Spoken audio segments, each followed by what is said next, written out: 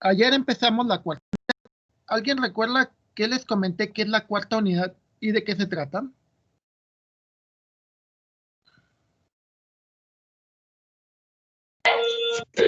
Nada más me acuerdo que había dicho que eran puras cosas de programación. Es lo único que me acuerdo. Bueno, no tanto eso, sino... Recuerden que les comentaba que en la tercera unidad estábamos viendo lógica, ¿verdad? Ahora, esa lógica tratas de pasarlo a una manera física, ¿sí?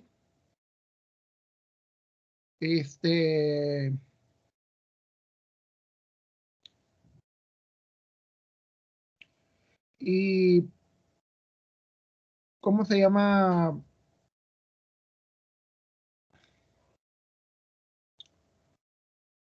O sea, por ejemplo, tú dices, ok, eso funciona con la lógica, pero la pregunta más simple es, y, y eso funciona para mí, eso, ¿cómo le hago para que lo pueda realizar en físico, o sea, en una computadora, ¿vale? Porque veamos el caso de que, de que pues al final de cuentas nosotros, pues sí, suena muy bonito y todo ese tipo de cosas, pero lo que nos interesa pues es de que lo puedas hacer en una computadora. Entonces decíamos que un matemático en a finales del siglo XIX, él propuso un esquema donde decía, muy simple, que ¿por qué no usaban el sistema binario? Decíamos, el sistema binario, la ventajota que tiene es de que es muy fácil de representar. Como decían, en un apagador es fácil, está prendido.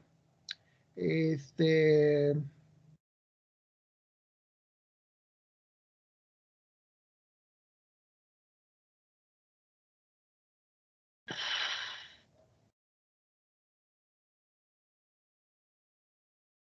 y lo que dice, bueno, ¿por qué no nos vamos a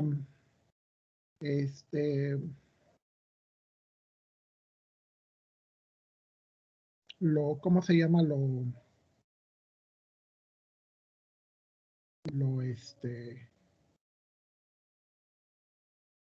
ya, termina este cuento, ya no me distrae. Ok, entonces decimos, Boyle se da cuenta de que dice, bueno, el sistema binario tiene esa superventajota, de que nada más tenemos unos y ceros. Lo puede representar como seco, mojado, como prendido, apagado, como muchas cosas. Entonces, a partir de eso, él establece el concepto de bit. Bit es la contracción de binary digit, es decir, dígito binario, ¿vale?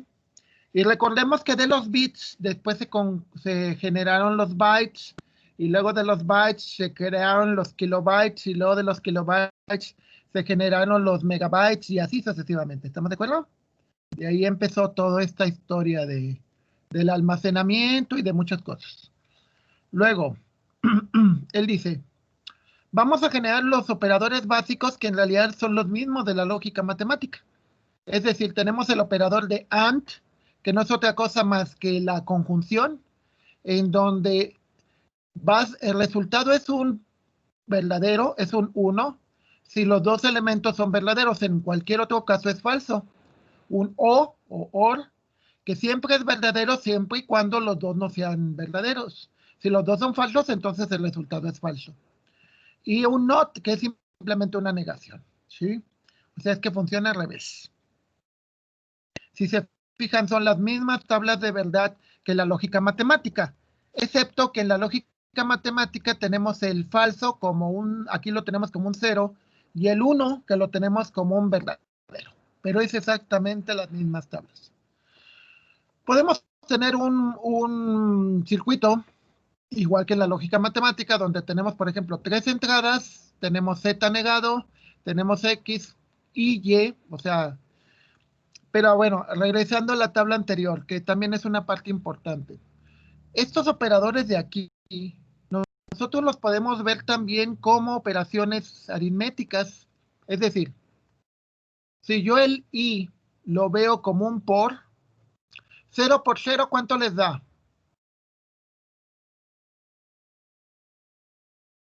¿Cuánto te da 0 por 0? 0. 0, entonces te da 0. ¿Por qué le apreté ahí? Bueno, modo. 0 por 1, ¿cuánto te da? 0.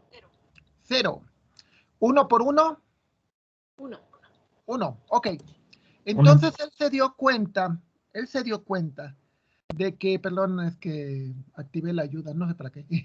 Ok, él se dio cuenta que el operador de conjunción era una multiplicación binaria, ¿eh? O sea, la multiplicación binaria es prácticamente lo mismo que una conjunción. Y la disyunción es una suma. Porque si sumo 0 más 0 me da 0, 0 más 1 me da 1, 1 más 0 me da 1, y 1 más 1 me da 1 y hay un acarreo. Pero bueno, ese es otro rollo. Lo interesante ahí es que él vio que esto formaba operaciones matemáticas de suma y resta, de suma y multiplicación. Como recordarán en la primera unidad, la resta se puede implementar como un complemento a 2, que es la forma más común. O sea, no se resta directamente, sino lo que se hace es que en binario se hace un complemento a 2 y se genera se cambia una resta, se cambia a ser una suma. Y por el complemento, pues utilizamos el no. El no es simplemente cambiar. O sea, si te llega un 0, lo cambio a un 1. Si te llega un 1, lo cambio a un 0. Pero esa es una parte interesante, muy interesante. Recuerden que les decía, ¿qué significa computar? ¿De dónde viene nuestra carrera? ¿De dónde viene computacional? ¿De dónde viene la palabra? ¿De dónde viene la palabra, compañeros? Computar. Googleenlo. o a ver, ¿de dónde viene la palabra? De computador. Computación, pero ¿dónde viene la palabra? El lema es computar, el verbo. Computación, computacionales, todo eso. ¿De dónde viene? ¿Qué significa realmente? ¿Qué significa el verbo computar? En su versión no chiste. ¿De dónde viene la palabra, compañeros? Dice que viene del latín computare. Ajá. Este verbo está formado por un prefijo con todo junto y con calcular, evaluar, ver. De Exacto. computadora deriva también computable, que se puede calcular. Exacto, que se puede contar, que se puede calcular. ¿Están de acuerdo? Entonces, esta álgebra, el álgebra de Boole, lo que no descubrió, básicamente ya existía en la lógica, era de que se podían hacer cuentas, se podían hacer cálculos con los binarios y que esos cálculos concordaban perfectamente con la lógica matemática, ¿ok? O sea, todo quedaba. ¿Para qué se usan las computadoras al principio? Por ejemplo, se usaron para cálculos militares. Calculaban, por ejemplo, cuánto es Bueno, al principio las computadoras del siglo XIX las usaron, por decir, para hacer el censo de Estados Unidos. Se empezaron a usar computadoras mecánicas. Charles Babbage, que es el primero que las hace, él después, con los años, funda una compañía, o sea, se usaban para contabilizar el censo de los Estados Unidos, y él con los años funda la compañía, es Intelligent Business Machine, no es Intelligent, International Business Machine, o más conocida como IBM, que bueno, es conocida en todos lados, ¿no? Entonces, no recuerdo ahí si es eso, pero bueno, es por ahí va. ¿Qué se da cuenta? Que en la suma en binario, la multiplicación en binario es una conjunción y la suma en binario es una disyunción. ¿Por qué es importante esto? Porque entonces nos podemos dar cuenta que la computadora se puede usar para calcular, pero también se puede usar para razonar, ¿sí? O sea, el imaginar en cierta manera, porque podemos ver de la lámina anterior, Boyle muere en 1864. O sea, la tecnología todavía no había para poder hacer máquinas. Sí había para hacer máquinas mecánicas, pero no para lo que llegó después con la electrónica. Por ejemplo, nosotros podemos hacer una tabla booleana. Una tabla booleana es así, es lo mismo que la... De hecho, nosotros si en lugar de la rayita arriba le ponemos una negación y en lugar de poner junto las letras le ponemos una conjunción, es decir, un y, un and, podemos generar estas tablas de verdad en el este que se llama analógica, en el software. Podemos generar este tipo de tablas. ¿A qué va esto?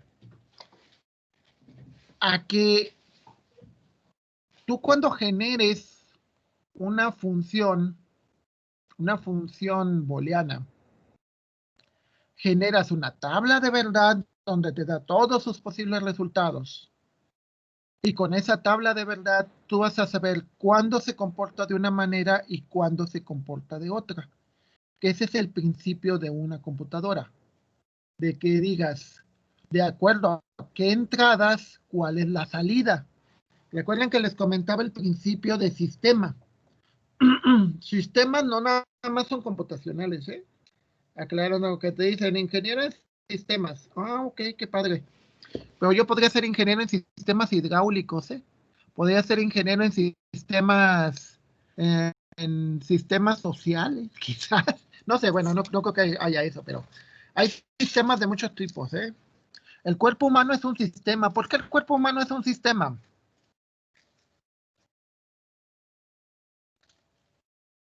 ¿Por qué es un sistema el cuerpo humano? Porque todo nuestro cuerpo está en coordinación. Bueno, primera parte de definición, un sistema es un conjunto de partes que trabajan en conjunto. 2. Todos los sistemas tienen entradas, procesos y salidas. ¿El cuerpo humano tiene eso? Sí. Sí, ¿Cuáles son sus entradas? los alimentos. Los alimentos, correcto. El oxígeno, lo que respiramos es una entrada, ¿eh? Y bueno, vimos las salidas. El sudor puede ser una salida no tan fea, ¿no? Hay otras salidas más malas. Las uñas es una salida, etcétera. Ok. Una pregunta, ¿el cerebro es un sistema? Sí. Sí, ¿Qué entradas tiene? La los entrada sería, receptores. Bueno, uno de los compañeros, ya las compañeras ya colaboraron. ¿Cuál sería la entrada del cerebro, compañeros? La ¿Verdad? vista, digo, la información, o sea, Puede ser, sí, los ya sentidos sea son de, la entrada, ¿no? La vista, el oído, etcétera. Incluso el cerebro podemos decir que es un sistema o sea, aunque no vieras, aunque no oyeras, tu cerebro podría ser retroalimentable, ¿eh? Es decir, el propio cerebro se comunica consigo mismo. ¿Cuál es el proceso? Pues las neuronas, ¿no? A ver, entrada, lo que acaban de decir. Proceso, las neuronas. ¿Cuál es la salida del cerebro?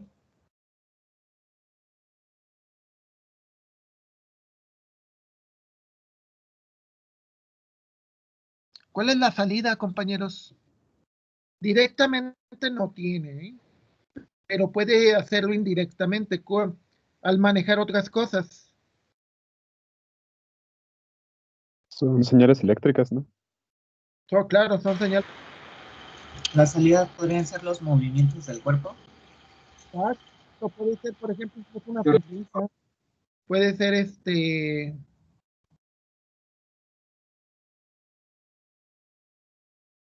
el hablar. el hablar, correcto. Esos son salidas.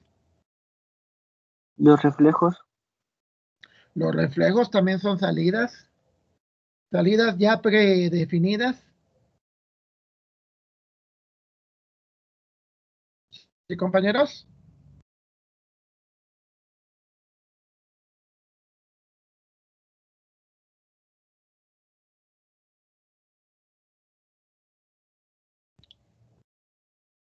Ok.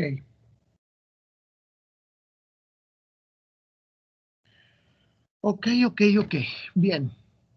Entonces, regresando a esta parte, El ámbito aquí, por ejemplo, nosotros tenemos ciertas identidades, las mismas identidades vistas de otra manera de la lógica matemática, que te dice que 1 por A pues es A, 0 más A es igual a A, 0 por A te da 0, 1 más A te da 1, y de potencia A por A te da A más A te da A.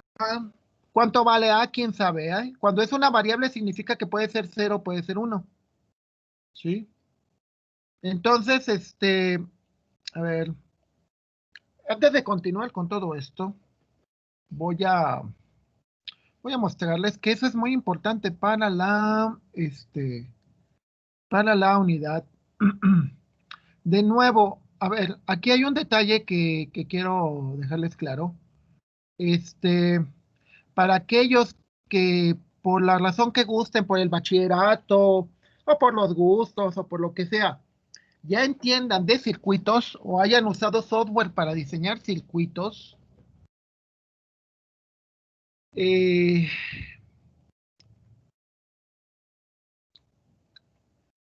les valgo que puedan usar el software que ustedes quieran, ¿sí? Aquí en este caso yo uso el Lightware porque ya, digamos, me ha servido, ¿sale? Pero, pero esto no significa que si ustedes ya saben algo de circuitos lógicos y todo ese tipo de cosas, no, ¿cómo se llama? No, pueden usar el que quieran, ¿eh? Bueno, en este caso yo uso el Lightware, pero ustedes pueden usar, hay muchos más, ¿eh? Entonces no estoy casado soy un ingeniero, siempre he dicho, soy un ingeniero. Entonces como ingeniero, les digo, pueden usar el que quieran, directamente el que gusten, no hay ningún problema de mi parte. Ok, entonces de nuevo, ¿para qué sirven esas identidades? Pues sirven de que si tienes la expresión que tienes aquí arriba, ahorita vamos a seguir con el software, nada más que necesito explicarles algunas cosas antes. Si tienes esta expresión y le aplicas ciertas leyes, por ejemplo, leyes de De Morgan, de distributiva y de potencia, en las leyes de De Morgan lo que te dicen es que puedes cambiar esto de aquí por bueno, pues, aplicas esto, que dices que si cambias esto de aquí lo puedes cambiar por esto, y luego de esto lo puedes cambiar por esto, ¿sí? Bueno, esto de acá lo puedes cambiar por esto, o sea, este X más Z, negado Z y negado todo, lo puedes cambiar por esta parte de aquí. Esto de aquí es lo mismo que esto último de acá, esto de aquí es lo mismo que esto de acá es lo mismo que esto. Por leyes de De Morgan Profe, cambia término. Sí, déjame compartir, perdón. Que ese es un patrón, siempre se me pasa. Bueno, está en el video, pero de todas maneras lo vuelvo a repetir ahorita. De nuevo les decía, en las funciones booleanas, como les comentaba hace un rato desde aquí, que ya lo más importante, se pueden dar cuenta que funciona como operaciones, las operaciones que vimos en la primera unidad. Es decir, el AND, esta es la tabla del I de la conjunción en lógica, pero se comporta exactamente idéntico a una multiplicación. Si se fijan, la multiplicación binaria es esto. 0 por 0, 0, 0 por 1, 0, 1 por 0, 0. Esto de abajo se comporta como la suma lógica, es decir, la disyunción. La disyunción se comporta como una suma lógica y se comporta como una suma binaria, ¿sí? O sea, en ambos casos se comportan igual. Les decía que hay una serie de identidades que son las mismas que la lógica matemática y que eso nos ayudan a decir que algo es igual a otra cosa. ¿De qué nos ayuda? De que en algunos casos, como las primeras, es más corto el lado derecho que el izquierdo. ¿Y cuál es el propósito? El propósito está en simplificar.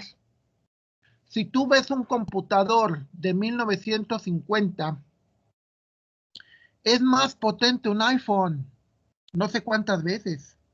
O sea, lo que hay en un pequeño celular es miles de veces más pequeño y más potente que lo de hace 70 años. ¿Gracias a qué se logró? Pues se logró a matemáticas y a física y otro tipo de cosas. ¿Cómo le hacemos? Simplificando. ¿Y cómo se logra eso? Con identidades, diciendo, esto es igual a esto. Entonces, ¿qué haces? Utilizas el más pequeño, el que use menos términos, ¿ok? Es la idea de ser eficiente. Los ingenieros tendemos mucho a la eficacia y a la eficiencia. ¿Cuál es la diferencia entre una cosa y otra, compañeros? La diferencia entre la eficacia y la eficiencia.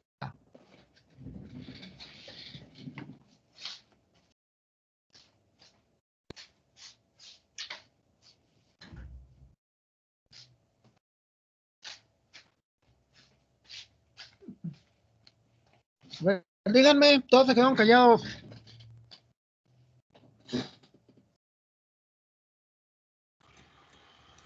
La eficacia Pero podría no es ser lo que... mismo. Ah, A ver, cualquiera de los dos. A ver, de nuevo, a ver, Alberto, dime, ¿qué es la eficacia y qué es la eficiencia? La eficacia se podría decir que sirve más dentro de un campo o algo así, y la eficiencia se podría decir que es un sistema que sirve, pero reducido. O sea, hace la misma función, sin embargo está más reducido en su... ¿Cómo se podría decir? Sí, En de su... hecho sí tienes la idea, ¿eh? ¿Alguien más que lo quiere expresar de otra manera? A ver, Oscar. Oscar, ya se fue a desayunar. No, aquí estoy. ¿Qué pasó? A ver, dime, a ver, sí, lo que dijo Manuel tiene mucho caso, ¿no? Lo que tiene Alberto, Manuel sí, va por ahí, pero hay que expresarlo de otra manera. A ver si para que nos quede claro a todos. ¿Tú cómo lo ves? Eficacia contra eficiencia.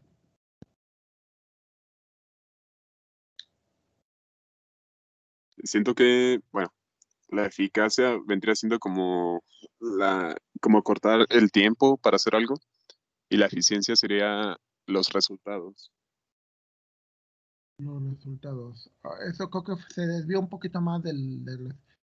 Eficacia, te da los resultados, ¿sí?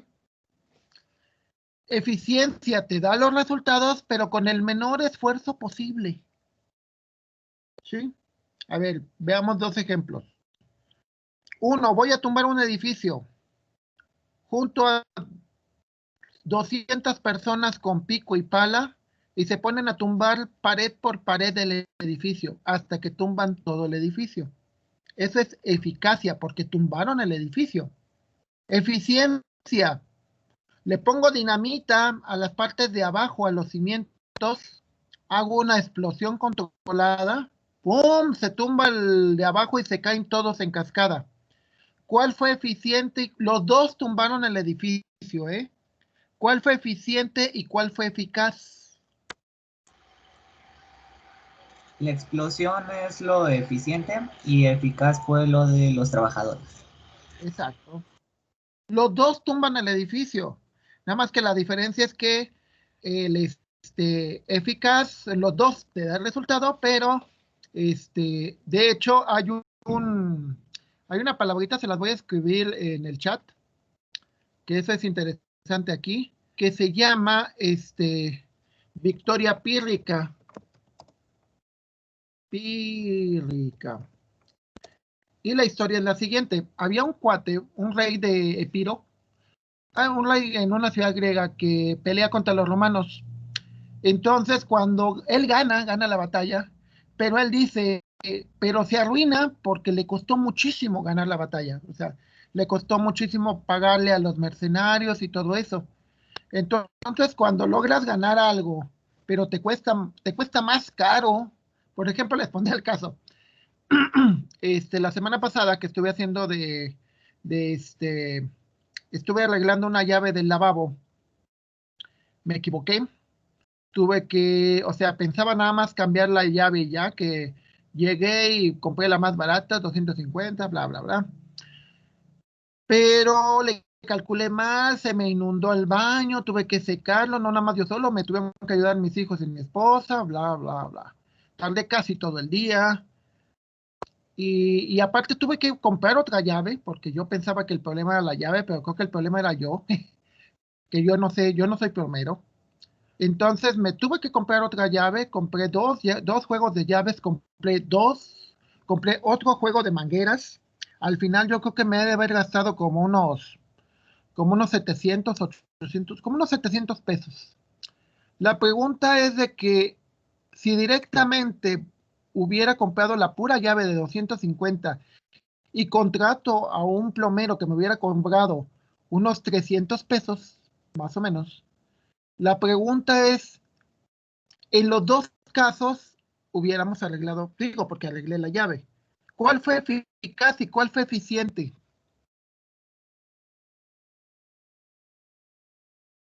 El plomero hubiera sido eficiente.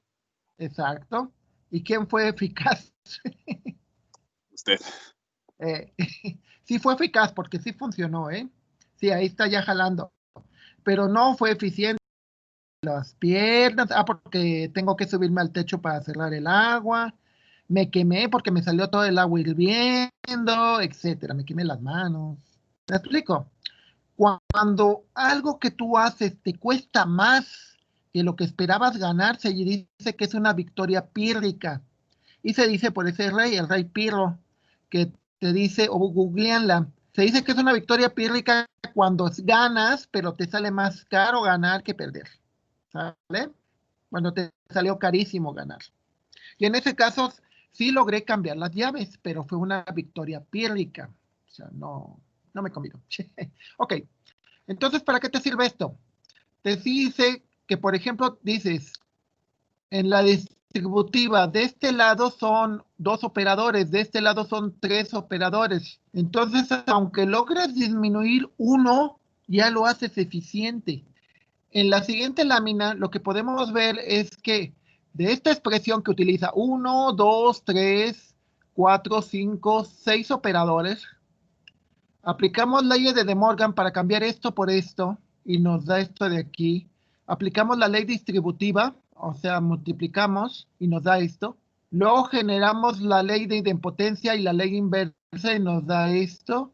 Luego de aquí generamos la ley nula y distributiva de nuevo, que nos da esto.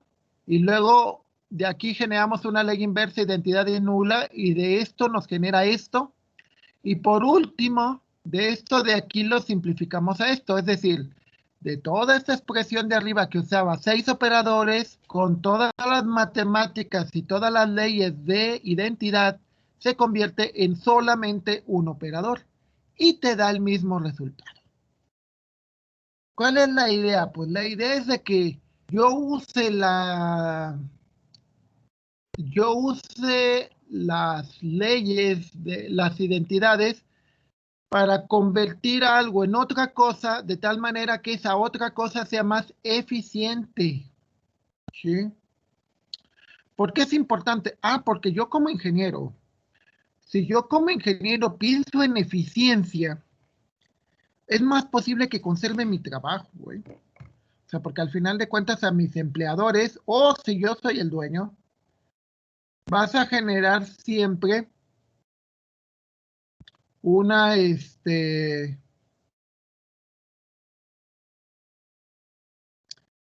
¿cómo se llama? Vas a ser siempre útil. O sea, la gente eficiente en el trabajo siempre es muy bien estimada, compañeros. Por ejemplo, les pondré el siguiente caso de eficiencia. En 1998, si mi memoria no me falla, 98, 97, no recuerdo muy bien. En el 98, yo trabajaba para servicios escolares del TEC. Entonces, las calificaciones, ¿saben cómo funcionaba? Imprimías las hojas con los espacios en blanco, se las dabas al docente, el docente agarraba las hojas y las ponía a mano, las calificaciones. Problemas, la letra. Había gente que yo tengo una letra horrible. 2, la gente a veces le ponía números que no correspondían, o sea, le ponía 97.5 y el punto 5 no existe en el sistema. O de repente me llegó a tocar de que es que mi perro me agarró la hoja y luego la llenó de suciedad. Uy, la agarró de otra cosa. Pues ya que. En el 98, su servidor y con un sistema que teníamos, cambiamos. E hicimos que la gente, como ahorita, Hicimos que la gente, en lugar de usar papel, usara una computadora. Y el programa directamente te iba corrigiendo. O sea, si le quería poner, por ejemplo, un 40, le decían, esa calificación no es válida. Si le quería poner 87.7, también te decía que no era válida. O sea, el programa te iba a ir corrigiendo. ¿Y qué ventajas tuvo? Muchas cosas se hicieron más rápido. Por ejemplo, los Cardex. Los Cardex de los alumnos, o sea, sus boletas de calificaciones en el sistema manual, o sea, en papel. Cuando nos llegaban todas las listas, tenía yo a 8 secretarias que tenía que poner a capturar. O sea, tenían que leer las listas a mano y capturarlas para que se hicieran las boletas. Cuando todo se hizo por computadora, es decir, el profesor directamente capturaba por computadora, o sea, más o menos para darles una idea.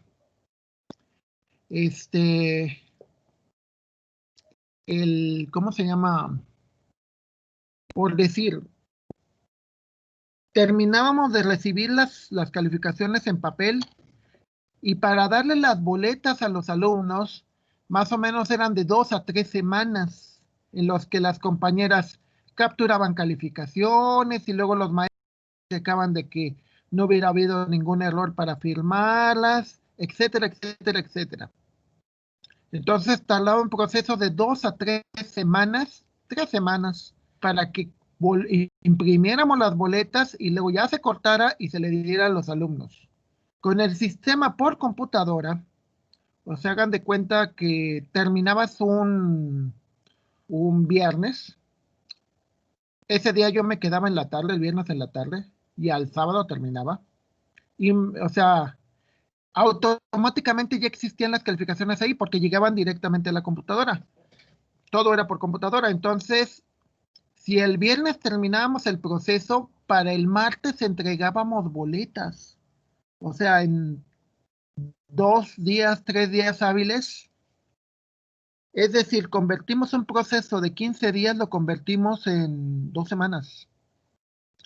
Las inscripciones del TEC originales, las de 1970, era una señora que se sentaba en una secretaria, que se sentaba en una mesita con una máquina de escribir y pasaba alumno por alumno para inscribirse. O sea, obviamente supongo que no había grupos cerrados y cosas por el estilo, o quién sabe cómo le harían. El chiste es de que todo era a mano. Eso fue en 1970 y tardaban alrededor de una semana en inscribir, por ejemplo, 800 alumnos. En el 2000, que fue la última inscripción que hizo su servidor, o sea, estamos hablando que 800 alumnos los inscribían en ¿cuántas horas? No sé, alrededor de 48 horas, 50 horas para inscribir 800 alumnos. Y tenían que usar un montón de secretarias. En el 2000, que fue la última inscripción que me encargué yo, en 8 horas, ¿saben cuántos alumnos inscribimos? Bueno, se inscribieron ellos, ¿eh? O sea, llegaba el alumno a la computadora y directamente en la computadora capturaba su horario.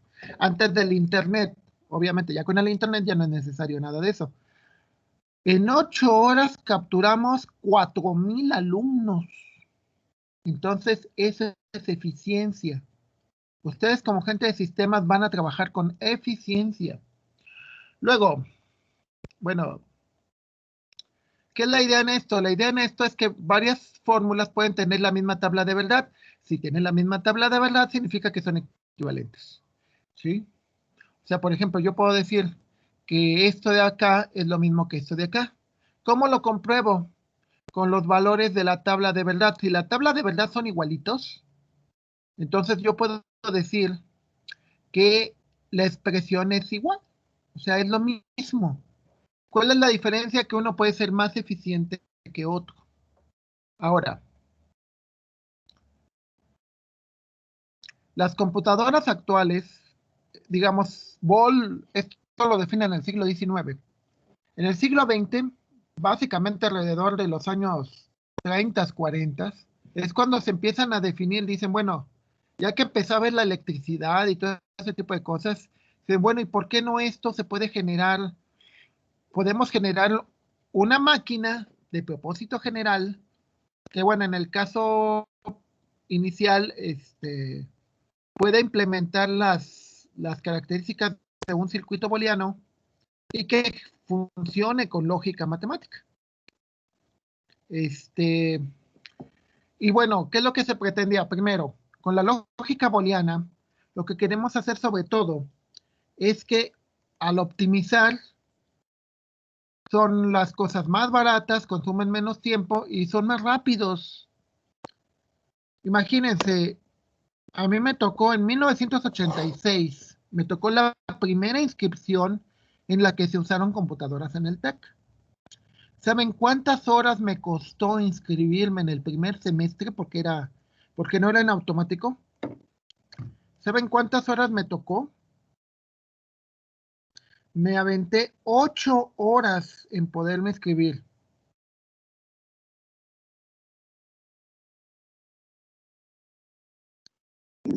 ¿8?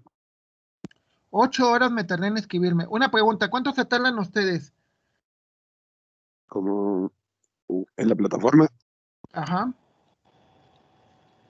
pues está rápido. ajá.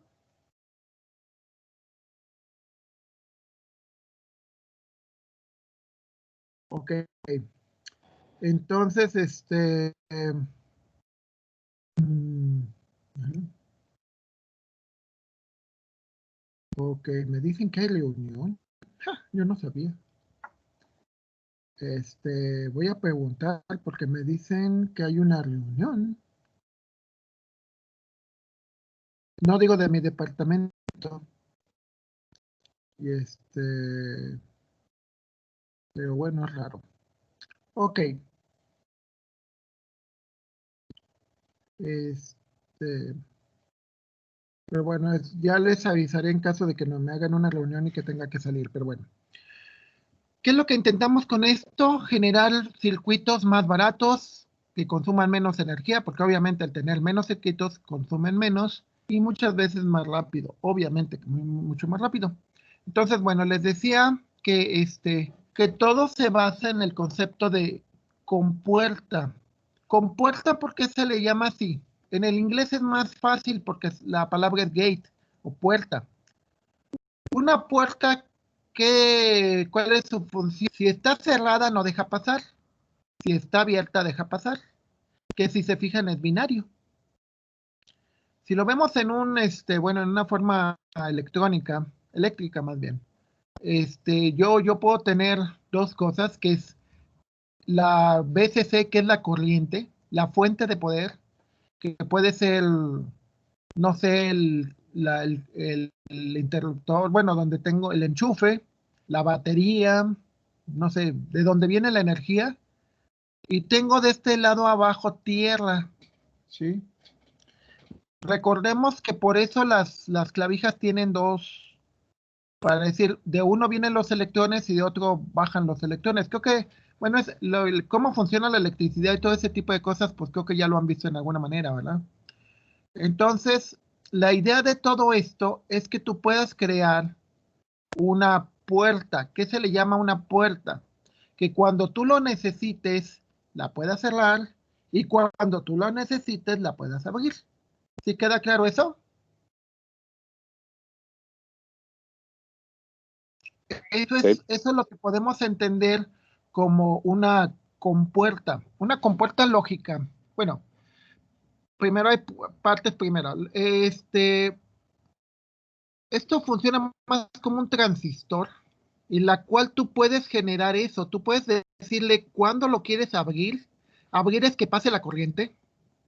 Y cuándo lo quieres cerrar, que significa cuando ya no quieres que pase la corriente. De hecho, eso no nada más lo podemos ver en la electricidad. Lo podemos ver, por ejemplo, en el agua.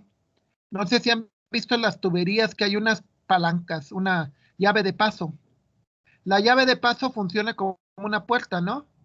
¿Sí han usado llave de paso en las tuberías? Sí, Ok, ¿qué significa? Que cuando le muevo, sale, y cuando le vuelvo a mover, se cierra. Y es como tú decidas, ¿estamos de acuerdo? Sí. Entonces, ese es el concepto de compuerta o puerta, que yo lo puedo manejar y yo lo puedo controlar de tal manera que depende como yo quiera, la salida va a ser verdadero, es decir, 1, o la salida va a salir 0, es decir, cerrado. Por cuestiones de nomenclatura, las compuertas, estos son sus simbolitos. Algunas de ellas, hay más, ¿eh? Por ejemplo, la multiplicación binaria o la conjunción en lógica, que es lo mismo. Este es su simbolito.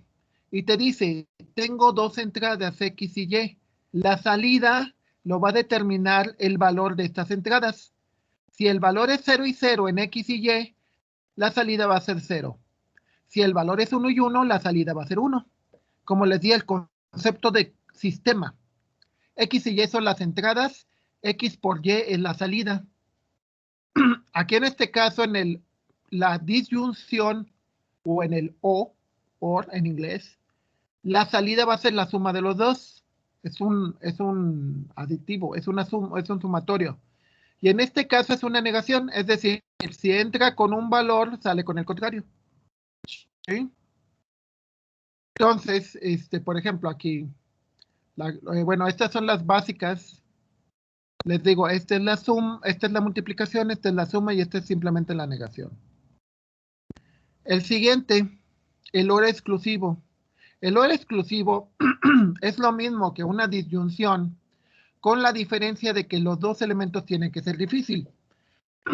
Y el ejemplo más claro, lo digo porque yo soy papá, es de cuando sus papás les dicen, o te compro, a ver, ¿cuál es? O te compro o te pongo Netflix o te pongo Disney Plus. ¿Qué es lo que significa eso? ¿Cuál es la diferencia con el OR?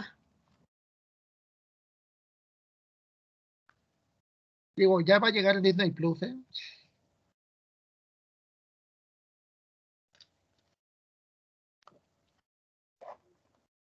Es la toma de decisión entre dos variables. A ver, la lógica de un XOR o OR exclusivo, cuando tu papá te dice, te quedas con Netflix o te quedas con Disney Plus, ¿qué significa? Que es solo una. Exacto. La tabla de verdad es, si no te quedaste con Netflix ni te quedaste con Disney Plus, entonces no te quedaste con ninguno, es falso.